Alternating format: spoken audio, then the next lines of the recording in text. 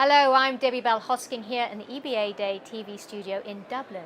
And joining me is Christian Schaefer of Deutsche Bank. Hello, Christian.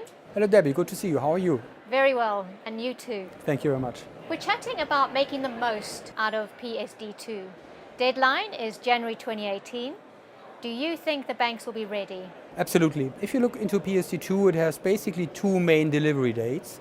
The first one is on the additional requirement to PSD2 in terms of price and transparency regulation, which are due by the 13th of January next year. And we're very confident that both Deutsche Bank as well as other market participants are going to meet this deadline. In addition to that, banks have to open up their payment infrastructure to third-party providers and provide a strong customer authentication.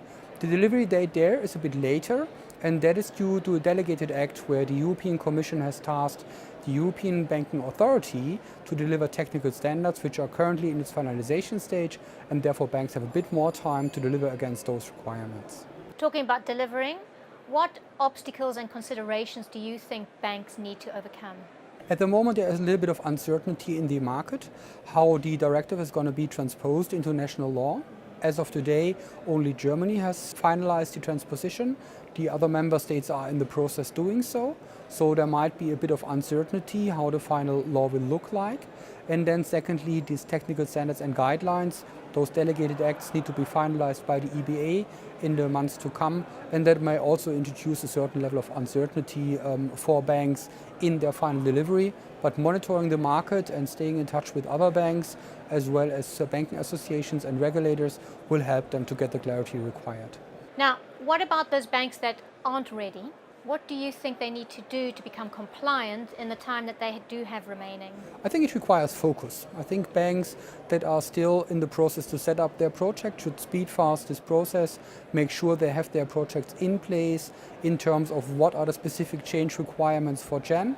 It's not so much, it's a bit about technology, it's a bit about reporting and safeguarding IT security and operational risk management. That is stuff, if they're uncertain about the requirements, they can interact with other banks or with national trade associations to get respective clarity. What about opportunities? Can banks create opportunities and revenue generating services, do you think? Absolutely. PSD2 is going to be a game changer in the way how we do payments in Europe. And specifically with the second drop of requirements, which are expected to happen in the first quarter of 2019, banks are required to open up their payment infrastructure for third-party providers so that they can either initiate payments or obtain account information. With that opening up, which is a compliance requirement, banks can also become themselves third-party provider to access not only in value-added services their own accounts and services for their clients, but also can access to the accounts and payment-related services of all other banks in Europe. And with this new innovation ecosystem, banks will have ample opportunities to develop new services and products for their clients, which would create a lot of value and give them an opportunity for generating new revenue pools. And collaboration, do you think you'll see more collaboration between banks and fintechs? Absolutely. Collaboration is key in order to realize those revenue opportunities, in as much as access to this open interface needs to be easy, i.e. most of the banks should operate the same interface, so that integration becomes an easy effort. We at the moment see only one pan-European initiative working towards that goal. This is Berlin Group, and we're very much supporting their work and hope that they deliver the standards we're all hoping for. Talking about delivering standards you're hoping for, deadline PSD2, January 2018.